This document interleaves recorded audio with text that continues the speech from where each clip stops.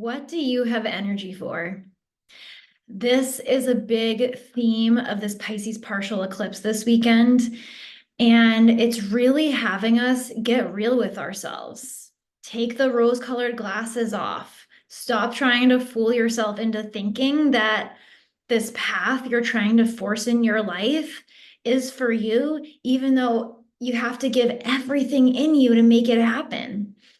You know, I am getting off of Instagram, and this choice came off of 6 months of really contemplating it. I started feeling it around the last eclipse in March, the Libra eclipse. And around this eclipse, this Pisces eclipse, about a few days before, I have not been posting on Instagram the last week or two. It takes everything in my being to show up on that app right now. And knowing that the cosmos are really asking us to get real with ourselves. What do we have energy for? And then also knowing we're wrapping up this 6 month incubation period from the last eclipse to this upcoming Libra eclipse.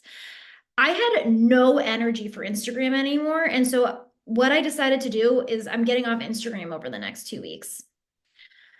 It's becoming super clear to me when I have energy for things and when I don't have energy for things. So ask yourself this: what are you forcing in your life that you don't truly have energy for, but you're doing it because you think you should?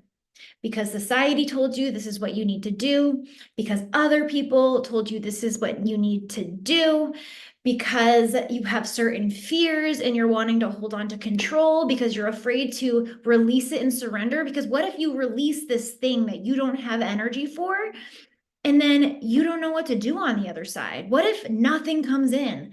That might be your fear right now. That is certainly one of my fears, if I'm being totally upfront and honest about how I'm feeling. But I can't deny the fact that I don't have energy for that app anymore. And it's pretty insane because I talked about how last year around the Pisces blue moon, I have my moon in Pisces, so I very much resonate with this energy. I'm very tuned into Piscean energy. And Pisces rules my day-to-day work. It rules my work, my health, my day-to-day, my routines, all of those things, how I go about improving myself. And so at the last year's Pisces full moon, I had announced that my retreat I was hosting last year, I hosted 6 retreats in the last 2 years, was going to be my last one that I host for the foreseeable future. And I also felt the same feeling I'm feeling right now around retreats. I was on my 6th retreat, and as much as I loved hosting them, as much as even though I didn't have energy to plan that last one, it still went amazing. I had the best time of my life. I knew I didn't have energy to plan another retreat. I knew I didn't want to plan another retreat, and that felt fucking scary because a lot of people were telling me, Rachel, you've been hosting retreats over the last 2 years. You've really made a name for yourself. You were a person who people go to ask how you host retreats, because I really paved the way for myself there. And I have helped a lot of people host their own retreats. And a lot of people told me I was crazy for stopping, but I didn't have energy for it anymore. And that's how it feels right now. And you want to know what happened last year when I stopped hosting retreats? I chose consciously that I was going to follow the fun and only do what gave me energy until I figured it out. And that is very similar to what this eclipse is asking of you. And what I did over those 4 months was I followed the fun. I gave myself permission to dive deeper into astrology because I'm obsessed with astrology. It's the most fun thing in the fucking world. I could do astrology 24/7. What's the thing you could do 24/7? What's something that feels really fun and passionate for you? What do you even just want to lean into curiosity on? That's also what this full moon is asking of you. If something doesn't give you energy, it doesn't mean you need to know what's coming next. Just lean into your closest curiosity. That's what I did last year. And this feels like a fucking replica of how I felt last year. And that's why I actually trust letting go of Instagram so much more, because I know this feeling. And chances are you know the feeling of when something's done too. And you might be afraid to let it go, or you might be afraid of what's next. and know that this is a karmic time pushing you towards your destiny. It will all work out exactly as it's supposed to. You'll learn exactly the lessons you're supposed to. So last year, when I took those 4 months off, I followed my joy, I followed my curiosity. I literally was studying astrology from the moment I woke up to the moment I went to bed for 4 months. There were times over that 4 months where I thought, Rachel, are you fucking insane? Are you insane? You literally just built this whole business doing retreats and now you're doing nothing. Granted, I was actually driving Lyft while I was learning astrology because I wanted to bring in some income while I followed my curiosity, and I was completely surrendering to life. And I made a logical sense in my brain. I could learn astrology while riding Lyft, which I did. It was honestly the best, what do you call it? Killing two birds, getting two birds stoned at once, killing two birds with one stone. My boyfriend, who's the cannabis guy, says getting two birds stoned at once. So we like that phrase. We like it. But basically, I followed that joy, and a couple months in, I thought I was insane. I was like, did I give up this retreat hosting business to be a Lyft driver? That's literally what I thought. Am I insane? And I thought, well, you're in it, so keep going. So I kept going. I kept learning astrology. And what ended up happening was, after about 4 months of completely immersing myself in my curiosity, immersing myself in what I did have energy for, keyword for this eclipse, we went to our friend's house in Austin, and they are so successful in business. Actually, our friend is a big YouTuber. He has got a big YouTube following. His name's Aaron. I'm not gonna mention the full names here, but his name's Aaron, and we were at his house, and I was just talking about astrology. If you know me, if you're my friend, if you just end up in my energy, I can't help but talk about astrology, and I can't help but think about your astrology even before you tell me. I'm observing people constantly and constantly feeling into their archetypes, aka their zodiac signs within their birth chart. And then I am so curious if I'm correct. So I'll ask questions like, hey, what placement do you have for this? Or do you have this in your chart? It always ends up in any conversation I have. So you have a conversation with me, you're going to learn something about yourself. And I do my best not to give it all away because I'm an astrologer. People pay me. So it's very mild, but I just can't help myself. So anyways, we're at our friend's house. I'm reading astrology constantly. All I know how to talk about, all I know how to see the world through. And that's what happens when you follow your curiosity, when you follow your passion. It will consume you. You are meant to be here on this planet in rapture of what you love, in rapture of following your heart. And what your heart, following your heart is following your passion. So I ended up helping my friends a fuck ton over that week, to the point where I'm realizing I actually look at astrology really in a unique way, in a way that impacts people and even changes their view on astrology. My friends were not into astrology, but they said the way I talked about it, they finally got it. It actually felt magical. It actually felt practical. It actually felt empowering and not disempowering, and not something to keep you in a box, but something that truly helps you on your evolution. And getting that reflection from our friends who I very much respect, who do very well for themselves. And that wasn't the first time I've gotten this reflection. It was just kind of like the final reflection that I needed. And we get home from their house, and I decide to announce to the world, hey, I'm an astrologer now. I'm fully in my astrology business.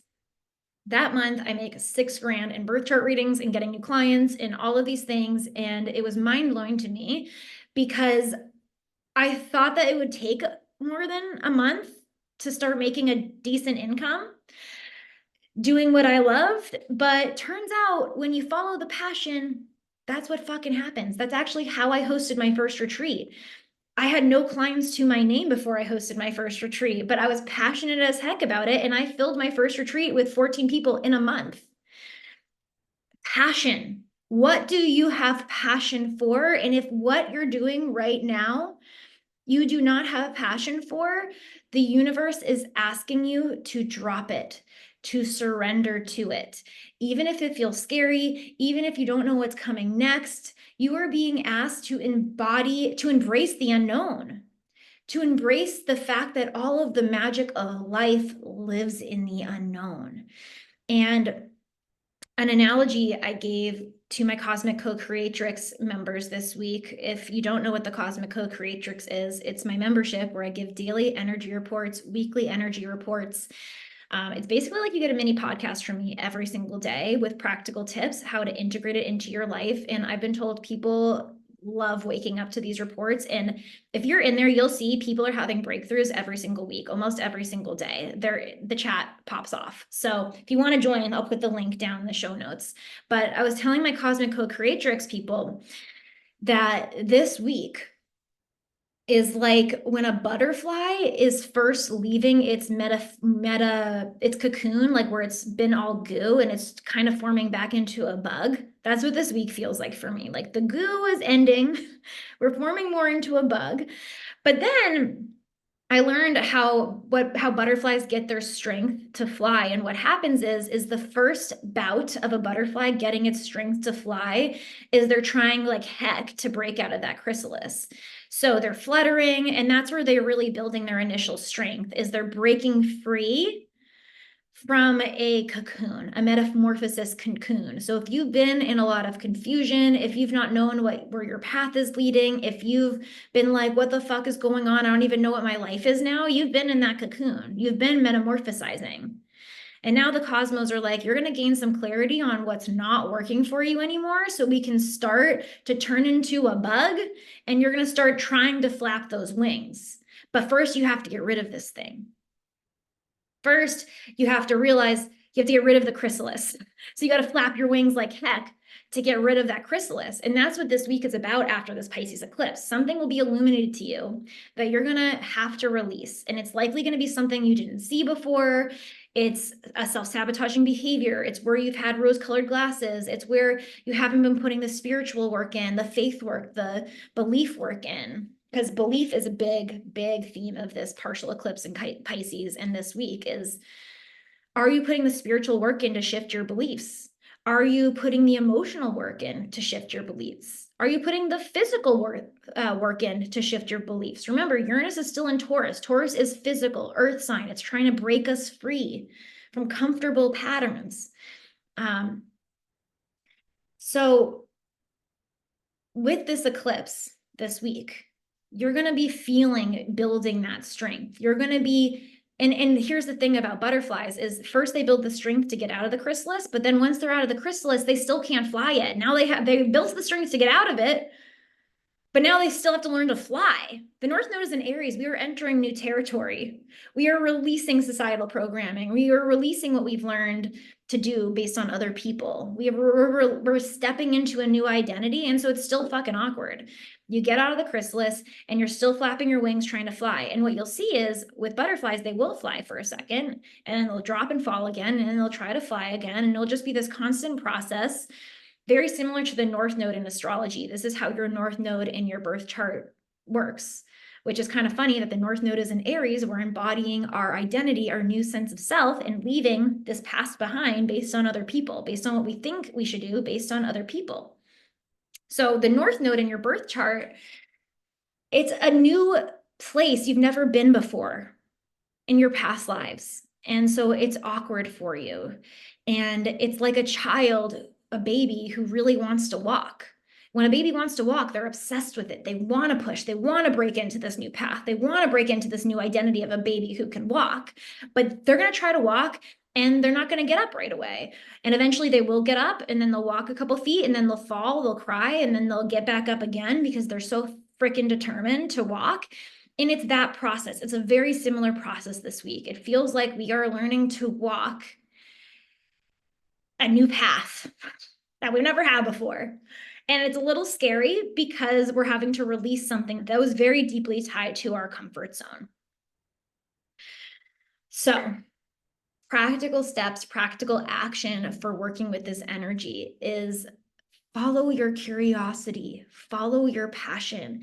If you literally do not have life force energy for something, let it go. And when I say don't have life force energy for something, I mean it's a force for you to do. It's been a force for me to make Instagram posts.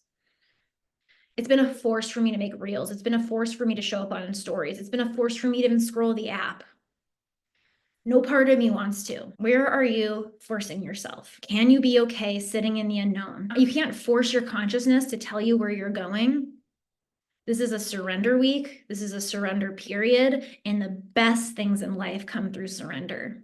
If I didn't surrender my retreats last year and follow my curiosity, my joy, my fun, I wouldn't have become an astrologer. This is the most fun I've ever had in my life. It's the most fun I've ever had in my life. Like, I look forward to giving energy reports every single day in the Cosmic Code Creatrix. I look forward to working with all my one-on-one clients every session we have and anytime they message me on Voxer, because I know the power of astrology and they're getting the same results I had. Astrology is the #1 tool that changed my life, and being able to share that with people and them get it and me not even realize it was a gift of mine, but now realizing, oh my God, the way it's transformed and helped me shift timelines every 3 months and make quantum leaps in my life again and again and again. It can do the same for others. It does the same for them. That's made my life the best life I've ever had this last year. I manifested a new office that I'm in. I've manifested all of these things because my joy is exponential, because I followed my curiosity. And that is what the cosmos are asking for you. If you stay stagnant and stay in the things that you don't have energy for and don't like, you're just halting your life. You're just constricting your life. You're just making your life harder. But when you follow the curiosity, when you trust that string of this is fun, okay, now this is fun, and you trust that whatever your path is meant to be is going to bubble up from behind you. That's how Pisces work. Pisces is the subconscious. It's not the conscious. You're not meant to just know. It's way more exciting to get surprised by life. We are here to get surprised.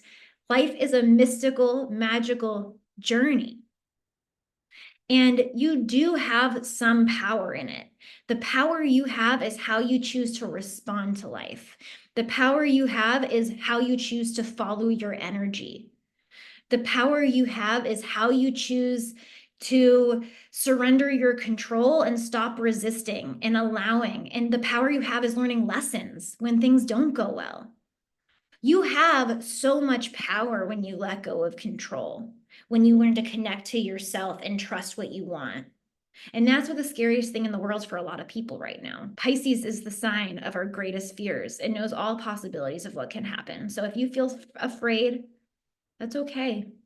You're okay. You're meant to feel afraid. And can you tap into the excitement of you choosing to connect with you? Maybe you've never done it before. Most people haven't. Most people haven't chosen to connect to themselves and trust what their heart wants out of fear. It's fucking scary. To me, astrology makes it so much easier because literally, I'm telling you, astrologically, it's a good time to surrender. That's what gave me confidence last year when I surrendered at that Pisces blue moon. I was releasing. Pisces is about surrender, a work thing, and it worked out.